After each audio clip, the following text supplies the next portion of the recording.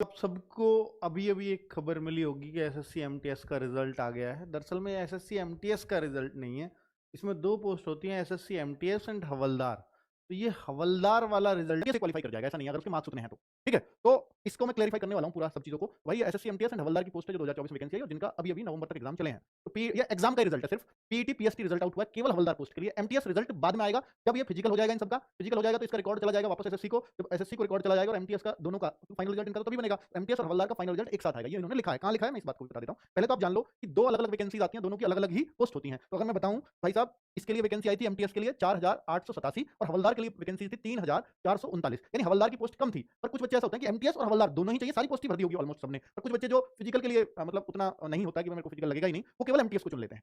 But जिस level का इसमें फिजिकल है, तो हैंडीकैप बच्चों को छोड़कर बाकी सारे बच्चे भर ही देते हैं। इसको हवलदार को भी। और हवलदार की जॉब भाई मतलब वर्दी वाली जॉब है, यहाँ फीस लगती है जो हवलदार में लगती है। ये लग रही होगी आपको एमटीएस एमटीएस के साथ रख दी इसलिए आपको हवलदार छोटा लग रहा है ये यहाँ पर। बाकी हवलदार की जॉब बड़ी मस्त है, कुछ बच्चे कर रहे हैं तो मैं उनसे आधार पे कह रहा हूँ, इस बात को अपने पास से नहीं कह रहा हूँ। अगर आपको बताऊँ तो हवलदार भी 3 तरह की थी। हवलदार की पोस्ट एक तो सीजीएसटी वाली हवलदार, एक कस्टम वाले हवलदार, एक डायरेक्टरेट वाले यानी ऑफिस के अंदर ही हवलदार होते हैं। डायरेक्टरेट में मतलब वो तो फिर हेडक्वार्टर्स के आसपास ही रहेंगे। ठीक है? तो ये टोटल पोस्ट ऐसे बनी थी 3439। अब आप देखो कि ये जो हवलदार था सीजीएसटी ये इन स्टेट में था, है ना? और जो कस्टम वाला हवलदार था वो इन स्टेट में था। डायरेक्टरेट ज्यादातर होता है दिल्ली के अंदर। ठीक है? अब अगर मैं आपको बताऊँ, अब आपको ये समझ में आ जाएगा रिजल्ट कैसा है, इसलिए ये भूमिका बनाई थी। अब बता दूँ कि भाई 30/9 से और 14/11 तक आपका एग्जाम हुआ था बता रहा है ये। ठीक है? और दूसरा इसमें जो दूसरा आपका पढ़ने का पॉइंट है कि इसमें सेशन 1 और सेशन 2 होते हैं। सेशन 1 मैथ रीजनिंग का होता है जिसको जस्ट क्वालीफाइंग करना होता है और वो इस परसेंटेज में आपके मार्क्स हैं यूआर के।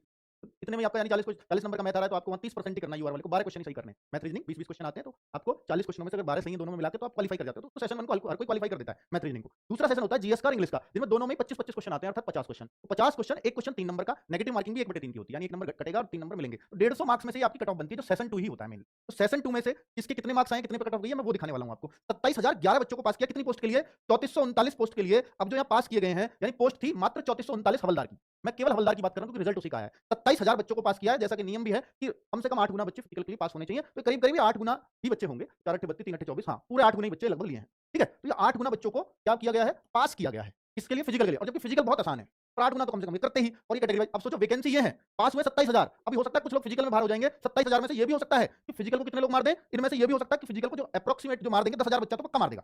क्योंकि कुछ बच्चा इसमें एब्सेंट बहुत होता है फिजिकल में बता दूँ, जिन्होंने एमटीएस भी भर रखा है अच्छे नंबर है तो हवलदार का मारने नहीं जाते। फिर भी मैं ये मानता हूँ कि 8,000 बच्चा फिजिकल पास कर जाएगा। 8,000 बच्चा पास कर जाएगा तो फिर बाकियों को कैसे निकालेंगे? फिर से कट ऑफ बढ़ा देंगे।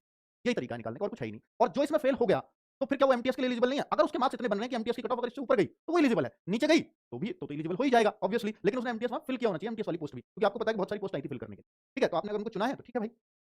अब अगर मैं यहाँ देखूँ मतलब शायद पोस्ट ऐसे आई थी MTS, havildar, MTS and havildar both, है ना? तो बोथ वाला भी क्लिक किया तो ही आप वहाँ कैलकुलेट होगे। दूसरी बात बच्चों कि अब ये नोटिस का ही पार्ट है, जो अभी आया है, इसमें 35 बच्चों को हेल्ड कर लिया है यानी विदहेल्ड। विदहेल्ड क्या होता है? भाई इन पे शक है, हमें इनके बायोमेट्रिक नहीं मिलेंगे, कुछ नहीं मिलेंगे। ये नहीं मान रहे कि ये सारे नकलची हैं और कुछ इसमें हो सकता है कलची भी हों। पर इसमें इसलिए कर दिया जाता है कि इन पे हमें शक है, इनकी धीरे-धीरे फोरेंसिक वेरिफिकेशन वगैरह होती है क्योंकि बायोमेट्रिक को मिलाएँगे कैसे? फोरेंसिक वगैरह जाँच होती है तो इसमें हो सकता है 1 साल भी लग जाए, 2 साल भी लग जाए, तब इन लोगों को क्लियर करा जाए। लेकिन क्लियर किया जाता है कि भाई आप नहीं हो सकते, आप हो सकते हैं। कई तो भाई भूल जाते हैं विदहेल्ड वाले, पता नहीं क्या होगा। ऐसे भी हो जाता है, इतना लंबा टाइम भी लग जाता है।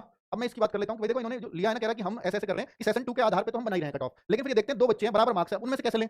एक ही बच्चा लेना दोनों में से। तो फिर कैसे लेंगे? जिसके सेशन 1 में ज़्यादा मार्क्स होंगे फिर वो देखेंगे। सेशन 1 सिर्फ तब देखा जाएगा कि 2 बच्चे हैं दोनों के बराबर मार्क्स है लेना एक है। तो ऐसा तो बहुत कम सिचुएशन बनती है। फिर अगर सेशन 1 में भी उनके बराबर हुए तो फिर कह रहे हैं हम डेट ऑफ बर्थ देखेंगे। डेट ऑफ बर्थ में जो बड़ा होगा उसको लिया जाएगा, ये रूल ही है। छोटे वाले को तो और मौके मिलेंगे, बड़ा वाला क्या पता ओवरेज हो रहा हो। और फिर अगर वो भी डेट ऑफ बर्थ भी सेम मिले वैसे तो इतना तो सेम मिलना नहीं है और मिल गई तो फिर हम अल्फाबेटिकल ऑर्डर देखेंगे। भाई फिर तुम्हारी किस्मत है कि आपका नाम अंकित है तो आप सबसे पहले आ जाओगे और आपका नाम प्रकाश है तो आप बहुत पीछे।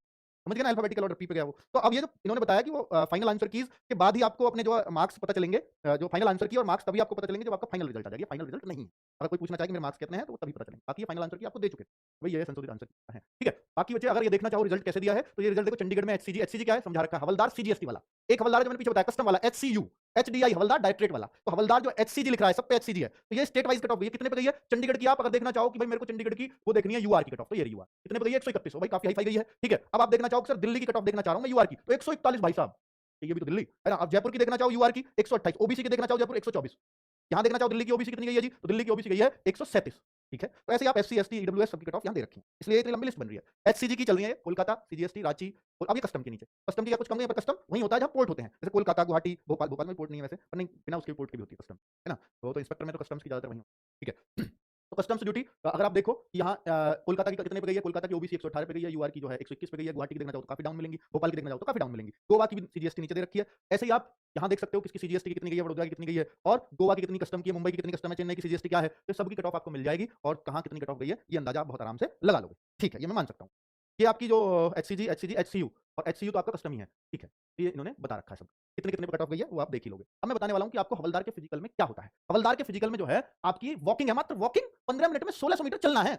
भागना तो भाई 6 मिनट में होता है, दिल्ली पुलिस की रनिंग, 6 मिनट में 1600, 15 मिनट में है और 15 मिनट में तो चल के ही जा सकता है, इसलिए वॉकिंग है। और लड़कियों को 1 किलोमीटर 20 मिनट में चलना है, इनके और मजे हैं। अगर हम देखें कि मेल में मजे तो आसान है लड़कियों को, काफ़ी आसान है कि 20 मिनट में 1 किलोमीटर कोई भी चल जाएगी। और ये क्वालीफाइंग है, इसके कोई मार्क्स नहीं मिलेंगे कि आप खुश होके मैं तो 5 मिनट में मार दूँगी 1 किलोमीटर, तो कोई नंबर नहीं मिल रहा आपको। हाइट 157.5 यानी हाइट भी चाहिए हवलदार के लिए, हाँ, लड़कों की हाइट 157.5, जितनी लड़कियों की दिल्ली पुलिस में लेते हैं 157। भाई 157 अगर आप पूछो मुझसे सर कितना बैठेगा, तो 5 फीट और 2 इंच के आसपास, ये 2 भी नहीं है, 1 डेढ़ इंच बैठता है, ठीक है। और चेस्ट 81 सेंटीमीटर फुल्ली एक्सपेंडेड, यानी 5 centimetre fully expanded with minimum expansion of 5 centimetre. तो भाई 5 सेंटीमीटर का जो है फुलाव भी चाहिए इसका। और फीमेल का जो है हाइट 152 सेंटीमीटर, फीमेल का वेट भी इनको चाहिए 48 किलोग्राम, 2 किलोग्राम का रिलैक्स कर देंगे अगर आप गढ़वाली हो, गोरखा हो, असमी हो, तो इनमें से, या आप शेड्यूल ट्राइब की महिला हैं, ठीक है। तो 152 यूपी पुलिस में लड़कियों की हाइट है और दूसरा 48 किलोग्राम वजन। क्लियर, आपको सारी चीजें बिल्कुल क्लियर कर दी है मैंने। जो भी हवलदार के एमटीएस के बच्चे थे, उनके अगर डाउट हो वीडियो को लेकर के, मुझे लगता है क्लियर हो गए होंगे। फाइनल रिजल्ट कब तक आ जाएगा, इसमें अभी एक आइडिया दे पाना मुश्किल है, पर मैं जो रिकॉर्ड्स बताता हूं भाई साहब, ये अब पहले तो आपकी होगा पीएसटी या पीईटी कब है, तो इसकी डेट ही लिखा हुआ है कि सून, मतलब विल बी अनाउंस्ड सून, ये शुरू में ही लिखा हुआ है। तो हवलदार की डेट आने वाली है, पहले फिजिकल की डेट आएगी, फिर फिजिकल कराया जाएगा, जिसमें हो सकता है 15 दिन लगे, 20 दिन लगे, फिर उसके बाद वो रिकॉर्ड आएगा वापस एसएससी हेड ऑफिस, फिर वो देखे जाएंगे कितने बच्चे पास हुए हैं, फिर कट ऑफ को कितना बढ़ाया घटाया जाएगा,